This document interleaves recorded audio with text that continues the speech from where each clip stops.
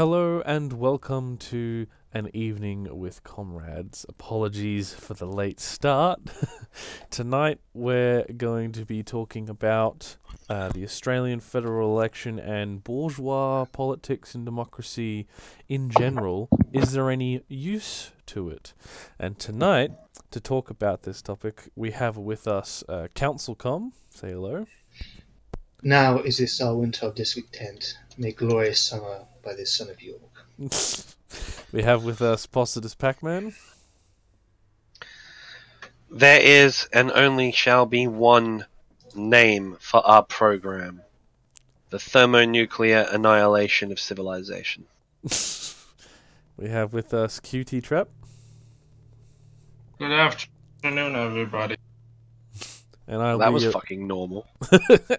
And I'll be your host, TK Jones. So, Pac-Man, since you're the other Aussie on the stream right now, are you excited and can you tell us about the Australian federal election? Do I have to? Okay. Okay.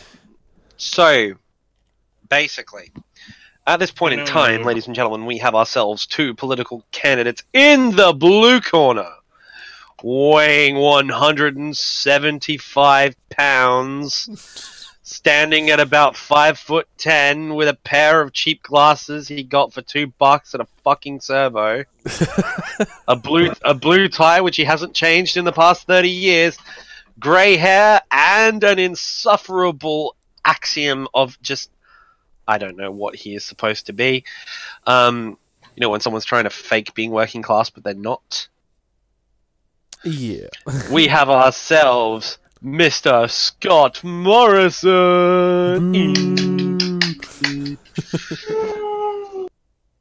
And in the red corner, weighing 40 pounds because he's a fucking manlet. A total sellout to everybody, including the union movement, because guess what? He took money in backhanders to get shit done, and of course, is well renowned for being a fucking class collaborationist and a traitor. Ladies and gentlemen, we have ourselves Bill. I can't make a speech. Shorten. No applause. Now necessary. Now, their party policies are quite straightforward. The Liberal Party, turn Australia into America. The Labour Party, simple. Turn Australia into Canada, trying to be America. For the international... Yeah, for the international audience, to basically try to translate the shitpost coming from Pac-Man, the Liberal Party is actually the more conservative party, and then the Labour Party in Australia is more of the centre-left, but only slightly left party. And they're both shit cunts. Yeah, they're both fucking shit there, mate. Basically... so far, the Australian election has been... The federal Australian election has been quite a shit show, with most politicians doing the usual thing of just trying to get re-elected. Now, this obviously tips us off to the main goal that they have, which is just to be re-elected. Which obviously shows that these representatives aren't actually representing their constituency. So my question, of course, is like, how detrimental is bourgeois democracy to, say, the working class and the labour movement? What did the French Communist Party do in when there were riots in Paris in 1968? What did they do? When there was actually near a revolutionary situation in France. De Gaulle had fled France, and he went to West Germany, I think, to near Bonn. I don't know exactly where he went to West Germany, but he went there to rally his troops in West Germany, French troops in West Germany, to see if they would still follow him. And where was the French Communist Party at this point? What was it doing? It was denouncing the militant and revolution workers as being CIA plots, stooges, trying to divide France. They had their union, the CGT, the communist-controlled union, try block and shut down occupations and workers' councils. So the point of the French Communist Party, or any other communist party, or any other quote-unquote workers' party, is not communism, but it's to get the members of the Central Committee to be elected to the representative or legislative body. That's it. It's the same reason, why trade unions can never go beyond capitalism, because, no wage labour, no trade union, no need to bargain between labour and capital. Again, if there were no parliaments, if there were no senates or congresses, there's no need for a communist party.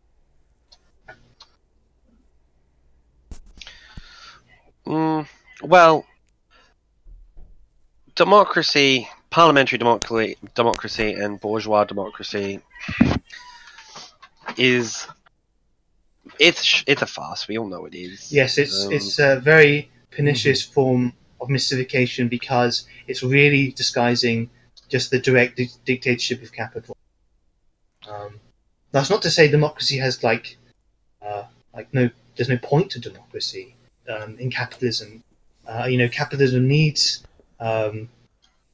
democracies because the bourgeoisie, rather than say the aristocracy, how the aristocracy dealt with things is that they would just have they just like dragoon their local peasants together to, if there was like a political or economic disagreement, they would just get all their like forces and like men at arms and just go and kill like the opposing duke. Whereas the bourgeoisie, they'd rather fight it out in parliament, words, rather than it being bloody and causing chaos. There would just be like different sections of capital, like industrial capital versus finance capital, fighting it out in parliament.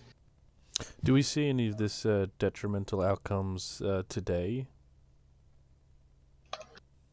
Like, what's a specific example? Or what do you mean? Like, can you give me I don't know. I guess specifically, let's say the Yellow Vest movement in France. It has a lot of support from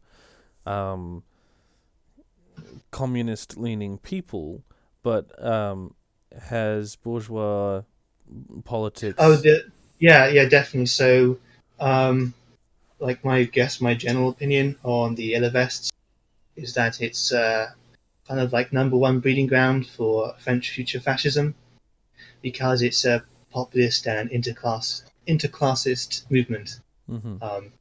It's if you read like their list of demands, like the demands include you want to expel all immigrants from the country and send them back.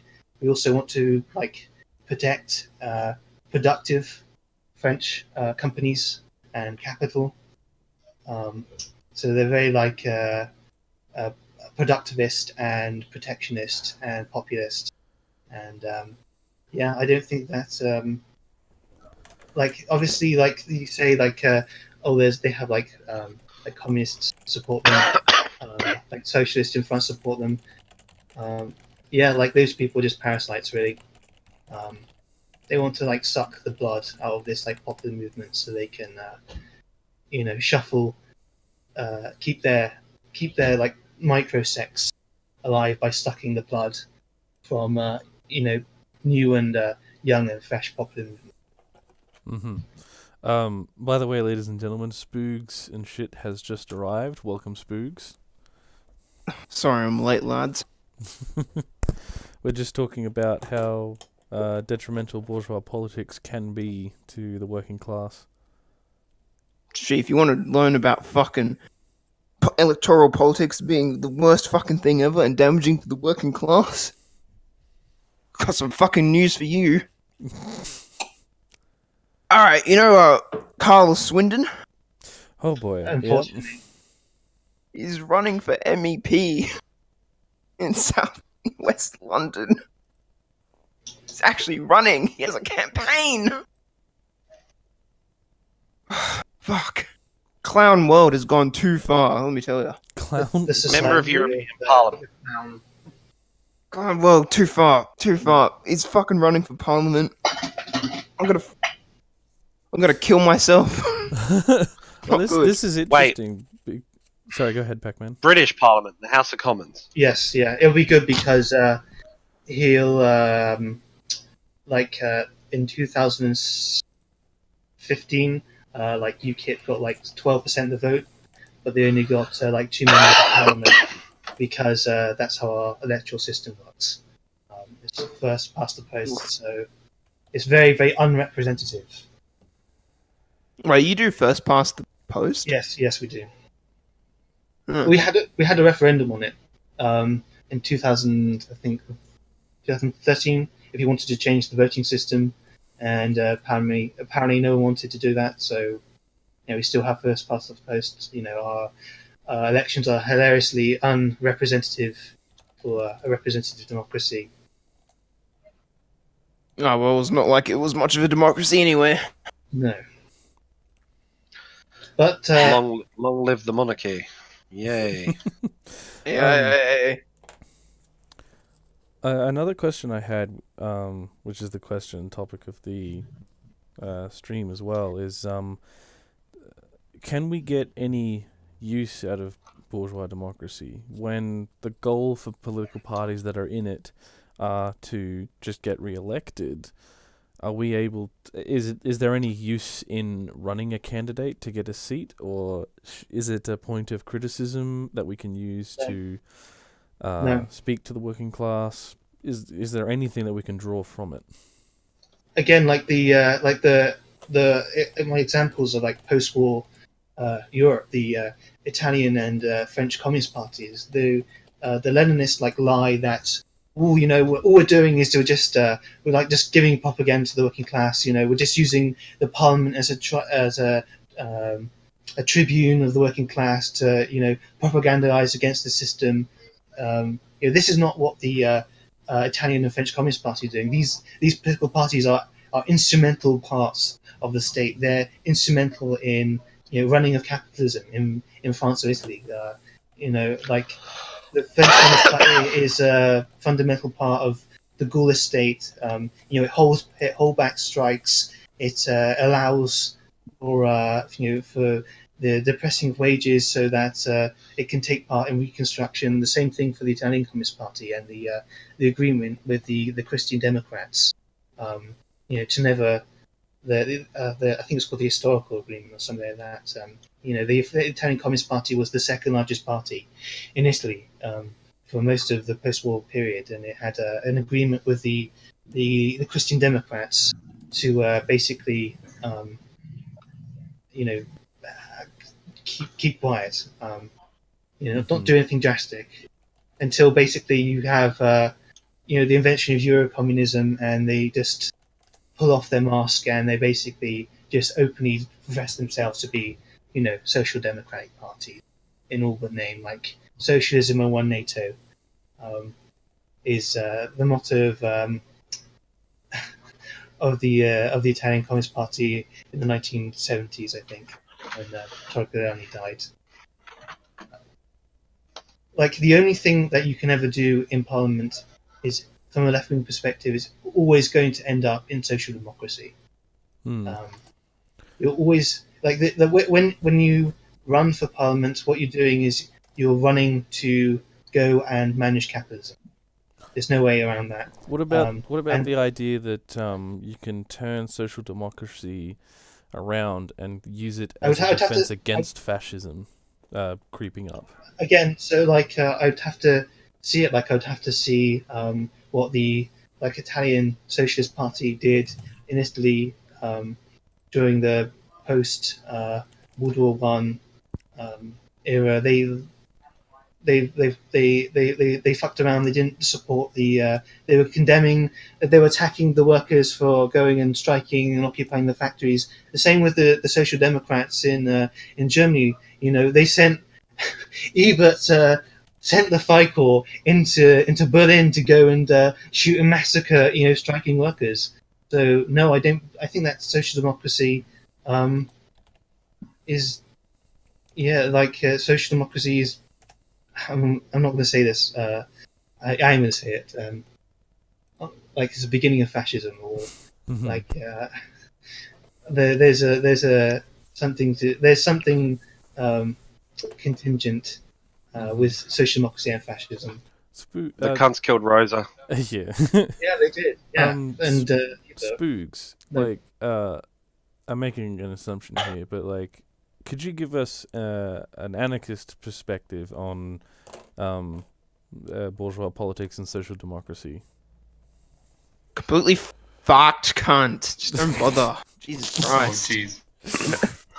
Like, I guess you could make some room for like one-off topics, like one-off issues, maybe.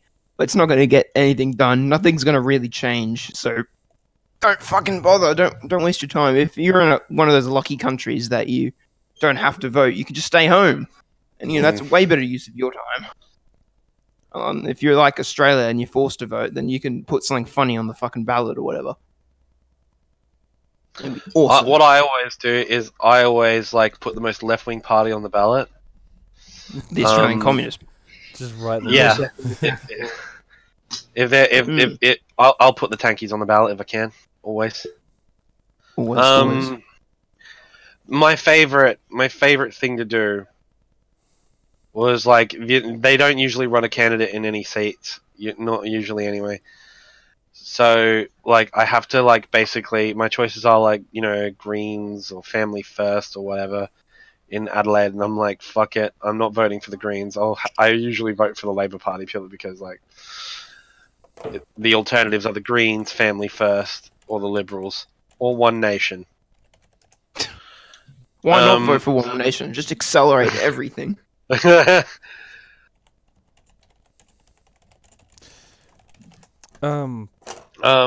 So I mean, no, sorry, but go ahead. what I do like to do is when the Senate vote comes up, the CPA doesn't put up a Senate candidate, unfortunately. I wish they did. I found that there are social democrat parties. I find the most left-wing candidate in the Senate, and I put them down. And the only reason I do it is because I know that no one else in my electorate is going to vote for them. They're all going to vote Labour or Liberal, right? So the reason I do it is so when the fucking census gets done, like, you know, in 2075 or whatever, when someone's checking the electoral roll census of my town, they're gonna look through. Okay, this is the voting pattern for this suburb. Okay, 54% Labour. Who is this one vote for the National Bolshevik Party? It's just like there's just this one guy. I'm just like sitting on the fucking top of my roof with a fucking Nazbol, like, you know, I just pick like the most outrageous left-wing group possible. I'm like, yes, I am here, brothers. Join the gang, brothers. What's the RSS party? What's the RSSA party, Peter? It's a party I formed for the Senate, the Restoration of the Soviet Union Party. We can't do it in Russia, so we'll do it in Australia. We'll restart it right here. Who would be a part of a Australian Soviet Union? I feel like. I mean, obviously New Zealand's going to be a part of it. Oh boy. That's gonna be it. I feel like the only experience a lot of people have with politics is through, in Australia, you know, the Parliament and Bill and ScoMo and whatnot, and in the UK it's Jezza the Lad and whatnot. So like, that's the problem that the Council of Communists in Germany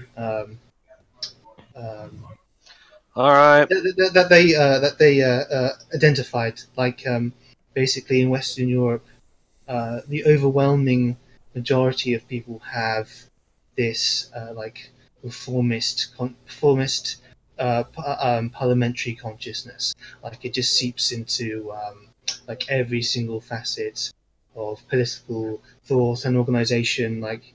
Um, like the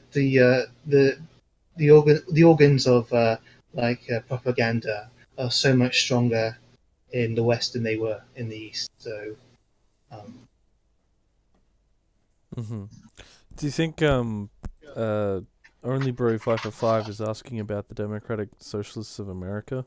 Do you think the political process can weaken political parties? Like, if we had an actually strong and large membership CPA, that if they actually got into Parliament, they'd actually have to, or they'd be forced to weaken their policies just to stay in it? yes. Yep, they'd have to be forced to go and manage capital. They would become the Social Democratic Party. Even if they didn't weaken their values, what the fuck are they gonna do? Exactly. Like, you can't just go around kicking capitalists out of their position, can you? No. True. Unfortunately. Sounds like the attitude of a quitter. That wouldn't stop a true communist. I mean, this is like the same thing that happened to the Social Democratic Party in Germany. The Social Democrats were founded as a revolutionary party of the overthrow of capitalism. You know, and in 1914, along with all the other Social Democratic or majority of the Social Democratic parties, you know, they sided with their national bourgeoisie and vote for war credits, and not even to adding insult to injury. Not only did they do that, but when the time came for an actual proletarian revolution, they sent Freikorps to kill revolutionary workers. Whoops. So this is the like toxic, like corrosive aspect, reformist aspect of parliamentarianism. Not only do you rescind like any sort of like revolutionary or avant-garde policies, you actually become like a counter-revolution, like a part of the system. Like you become reincorporated and central to the management of capitalism. Like you're there, like the again, like the trade unions, to manage between capital and labour. Basically, you're the in between those two, both the workers' parties and the trade union. Well, how do we take this analysis and get regular working people to understand it? Well, I think when you look at it, it's if you're gonna take the accelerationist route with, let's say, the suck Dems, they're gonna screw something, and then you gotta be there to show up as an alternative and point at them. Hey, these guys, they're bad at doing what they're doing. We got ourselves here, and we can guarantee you that we can do better. Basically, it's social presence. Yeah, but when is that like after Syriza just completely capitulated and collapsed to the Troika? Like where was this like movement that said to the weak people, social democracy has failed, now we need revolution? Like nothing happened. Like everyone put their hopes on Syriza and they just completely collapsed. It's like it's just so tiring to see like the same like behavior again and again. Like I know it's going to like happen with Jeremy Corbyn as well. Like I just think that Jeremy Corbyn is, Syriza 2 Electric Boogaloo. Like people haven't. There's like almost no like institutional memory at all. Like they're just going to do the exact same thing over and over and over again. It just seems so annoying to see like the controversies and the incompetency from Labour, Liberal, Tory, and Labour with a U, and the Dems even in the US. Yet people still will shrug it all off and still vote for them. Like, Yeah, like you said, like this is how they interface with politics. They know no other way. Like this is how this is how you're being told. Like this is how you should engage in politics. Like if you engage in politics outside this, then you're like when some sort of like violent, like criminal or insane or something else. Like this is how you do politics. You do it legally through Parliament. what's the Pac-Man? What's the positivist perspective on bourgeois democracy? Well, it's a very interesting one. Well, one has to factor in the other forms of civilization that we've had on the planet prior to that, and the other forms of organization that we've had.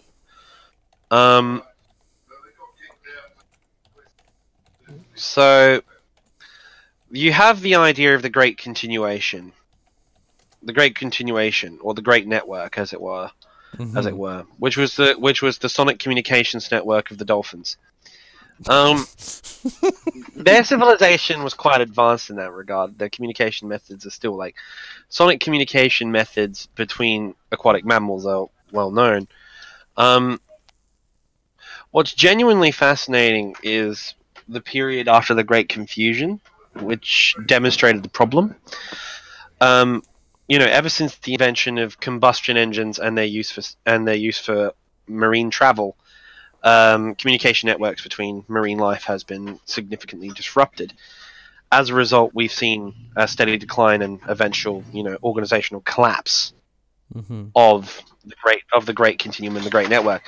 So, one tiny disruptive influence, one tiny change in the balance of power can unseat everything. And that's one lesson that we learned from that. Now, in terms of what we can actually achieve, there is of course the other option that we have. Parliamentary democracy is a true threat to the revolution because it is these parliamentary democracies that have access to the means of generating a revolution. It's a catch-22. You see, socialism of the inevitable can't occur without the use of thermonuclear weapons. And these weapons are currently under the control. And these weapons are currently under the control of said bourgeois democracies. The only real hope I can see for a reformist government of any kind is if a movement was able to gain access to these weapons through legitimate means and have enough political support internally at least to fire them. Why would you even need support? Get your grubby little hands on them and fire them immediately. Because most nuclear triggers aren't actually direct triggers from a button in the office. They're intermediate commands sent to various layers. So the president carries around the football. He punches in the code into the football. That's the laptop. That's the laptop. It's called the football. Speaking of being carried like a football, did any of you guys see the footage of Julian Assange being arrested from the Ecuadorian embassy? No. Yeah, it's look at this dude. He's like on the verge of crime. When I saw him, he looked incredibly ill. That's the first thought. He looked. He's been in the embassy, like in a single room for like almost 6 years now. Like he looks incredibly pale. I think he's Assange has always sort of been a bit pale, anyway. I know, but even more pale than usual, like deadly. Oh, okay. Yeah, so just trying to change the subject a little bit. How do we as leftists feel about Julian Assange and the finger quotes work that he does? I mean, he's clearly biased, but in general, whistleblowing is a great. I mean, it just shows how bad capitalism, dominates the system that we have. He did nothing wrong. Julian Assange is, well, I mean, if I'm honest, he's Julian Assange. Like, they're their own thing. I wouldn't exactly call them heroes of the revolution, but it's very clear that numerous members of WikiLeaks are comrades, quite openly. Mm-hmm. I Doesn't saw a matter document- if there are communists within WikiLeaks at all, though. Like the point, like he provides, useful, and WikiLeaks as a whole provides very useful information. So who the fuck cares Exactly. if some of them are communist or not? If they were all a bunch of fascists, I still would fucking support it simply because that information is very, very fucking valuable. The thing about having, our own people in WikiLeaks is, maybe that they can have, technical skills that other people might need and contact. I don't know. That's just shocking. Okay, so Also I'm just makes- looking. Go ahead, Patrick. I'm looking through here on the WikiLeaks file right now. I'm looking through the files that have just been released because Julian Assange said that if he were arrested, he would open all WikiLeaks files with sensitive information, Oh dear. That's amazing. and he has. God bless. Wait, can you send the link over? Yeah, I'll dump hold it on. into the chat on the side of the YouTube video as well. Dump it. I see. You stated that Wikipedia is such a good source of information, and even regardless of their politics, the information they're giving is so good that you'd still support it. In a broader sense, I haven't actually seen much support from leftist groups for Assange, apart from the groups I've never actually heard of before. Is there a big wave of support for Assange, or is it just more grassroots niche kind of stuff? I don't know how many buzzwords I can throw in here. I'm not sure about a huge pro, movement for him, but for Julian, but there's definitely quite a bit. There were people protesting like at fucking when he was getting arrested or whatever. I think I seem to remember. Like there are definitely a lot from all sides of the political spectrum that do support him and WikiLeaks as a whole. But Mm-hmm. that's all we've got. That's basically it. But yeah, I haven't seen too many. Maybe I haven't been paying attention properly, but I haven't seen too many leftists outright support him. They all seem to. They like, oh, I support WikiLeaks and the idea of WikiLeaks, but not Assange himself. Seen a bit of that. Yeah, like it seems a little more based on his character. Like they love what he. What do you mean based on this? So like I've seen a couple of people say, just on the internet, they say the idea of whistleblowing and that should be protected, but Assange himself is a bit weird, and he's not a nice person, blah blah blah. And they also they said something about the accusations against him in the, I think it was sexual assault charges. They said, oh, that's absolutely true, 100%. He has assaulted women, and that Even stuff. though there was drop. Yeah, it was dropped. That's I think the excuse I've been hearing a lot is that he's like right wing, like he's center right, and therefore you can't directly support him for some reason. He's centre right. Those people, that's what. I've No, heard not about him center. being center left. but not Moderate right. Moderate Someone's right. calling him a fascist. Someone's probably already called him a fascist anyway. So I don't think there's any real evidence Well, about his political beliefs. I hate to sound like a fucking shill here, but I sometimes get the feeling that leftists these days call anyone they disagree with a fascist, literally. No, it's very annoying. Eh, Well, not a lot of What, sorry, people what was that, unironically fascist? do that though. I mean, I'm a Nazi apparently. Yeah. Oh Yeah, you are. Like, I've seen you down there. I've seen you around. You know, I've seen you. You have a big fucking swastika tattooed on your forehead, mate. You can't lie. yeah, I saw you at the rally last week, didn't I? Yeah, exactly. With your big fuck off Nazi flag. Yeah, that's right. Yeah, that's right. And we were singing "Sieg Heil Victoria." I remember that. It was a great night. You know, lots of And anti-Semitism. then you like totally uppercut that black. Like, goddamn, Yeah, dude, that was it was epic great. punch. It was This, epic shit. This is stemming from your troubles with Left Book, wasn't it? Oh yeah, on my personal account, not on my public account. Do you want to tell us a little bit about that?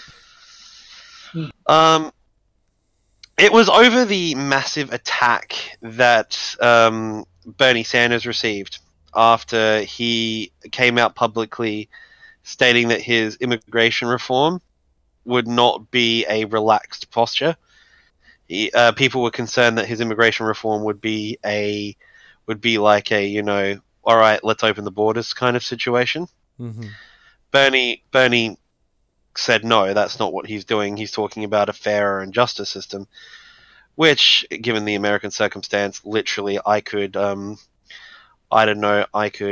piss on the current document that makes up their immigration policy and then dry it out again and then smudge some of the letters in it just to, you know, make it a little bit illegible. That would be better than their current immigration system. You know, like, because it's literally that bad that literally anything, no matter how small, is an improvement. But he said he does not believe that, you know, borders should be open because it would create financial pressure. Like, you would have large immigration of lower income people to a system which at present does not have enough money to support its existing population. Well, it does. It just doesn't have the infrastructure in place to get the right taxes to the people who need them. And so he was against opening borders. Now, basically every socialist on Left Book went up into a screeching rage, saying that Bernie is actually secretly a gigantic fanatical racist. You know, the guy who chained himself to an African American woman in the 1960s, arguing for equal housing rates and rent for black students at Chicago University. Oh, he was doing it for performative allyship and capital gain for politics at the time, apparently. He was like, it's actually, I mean, I'm not a chill for social democrats for any means, but I find it like really irritating that Left Book tankies especially will rant and rave about how racist and evil Bernie Sanders is. Even though you can check like the amount of times he's been arrested, you know, protesting causes that we still protest for is as long as my fucking arm. And so anyway, he makes this thing, and the reason I got in trouble is because I made a point saying that, you know, mass migrations of people in very short time frames, no matter what no matter what century you're in, has always historically caused problems. You know, from the Visigoth migrations fleeing the Huns in the later stages of the Roman Empire, the mass migrations of tribes from the north of Europe down to southern Europe during the collapse of the Roman Empire, during the Great Frost, because there was a huge climate shift in that period, which meant that northern Europe became infertile. You had post World War II the mass migration of Jewish survivors of the Holocaust, who had been pushed out of Eastern Europe by the Soviet advance, and basically Eastern Europe was entirely impoverished, and the rest of their community exterminated. the mass migration of Jews to Palestine.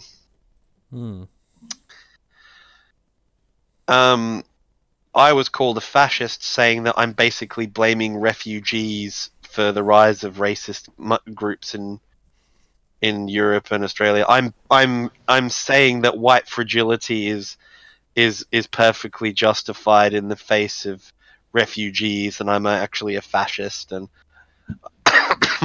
I'm sort of pointing out the fact that unless you have an adjustment period and an infrastructure in place to support it, if you open your borders randomly and then let a huge amount of people from a completely different culture and language and economic strata into the society, what you get is the Nazis and the racists and the reactionaries in both camps, both in the migrants and in the native population, or settler population if you want to be more accurate in America or in Australia's case, are going to be fucking at each other's throats, and everyone else is going to get caught up in it.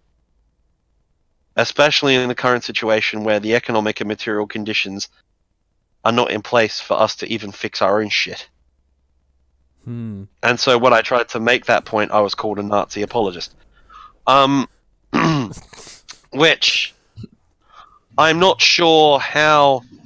Because I remember that I specifically termed the refugee situation... I actually used the phrase due to the imperialist wars in these countries. If I was a Nazi, why would I care? But anyway, you heard it here first, ladies and gents. I am officially... I need to go get my brown shirt out of the cupboard. Jesus Christ. No, seriously, but I think the biggest problem I have with leftist ideology and leftist groups right now is this intense focus on utopianism.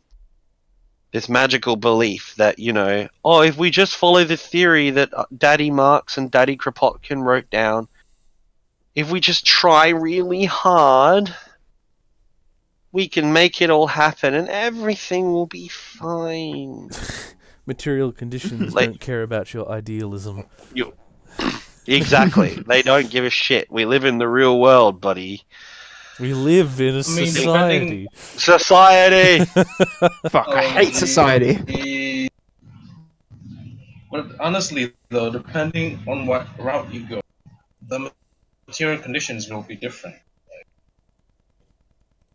Imagine if Andy wasn't a dem sock and said he was a full-blown tanky or something. I mean, probably pull the Pinochet, but he's the Pinochet. I mean... Dem sock or tanky? Nah, mate, dem sock's a Nazball. Trust me. Jesus Christ. Alright, Are we going to be forming the Annaz gang? Anarcho-Nazballs? You mean Nazan? Anime National Socialist. The National Anarchist Movement already here, bruv. We out. They out here. Oh my god. We reject the state, but the nation can stay. Look, fam, we're about options. We reject the state, but we will never reject the purity of the white race.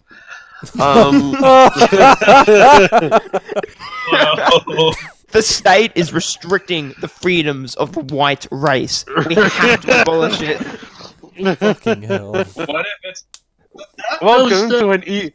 Welcome to an evening with edgelords with me, Posadas Pac-Man, newly christened member of Atomorphin, apparently. Oh, The National Anarchist Atomorphin Division. Oh god, this is a cursed ideology. That's a really based blaming. theology. The reasons why this wouldn't work lies within a very special book called Siege. oh. By this amazing author named James Mason. You should give it a read. I keep telling you people, you don't need to read James Mason's Siege, you just need to watch Attack on Titan. Fuck. Attack on Titan Oh, is Lord. James It's Mason's just Siege Siege. the anime. It is Siege the anime. You just need to watch Attack on Titan. That's Siege. Okay, I think Save maybe, yourself some time. Just watch. I think maybe. But I don't we've, remember Eren trying to shoot up a school, though. That's the part that I might miss. Who needs to shoot up a school when you're 70 feet tall? Oh, Jesus. You can Oh, yeah. kick the Um, roof off the school and eat everybody You can- inside. I've, No, you can just shoot up the whole town. I neglected to mention there was Just eat. a cut-off time for this because I gotta go. TK's trying to bail. He's like, "Oh God, it's going too Get far." It's me out of I've been here! too far. But before that, is there any specific things anybody wants to mention? Yeah, I want to mention something. I appreciate you all for coming to my TED talk this evening.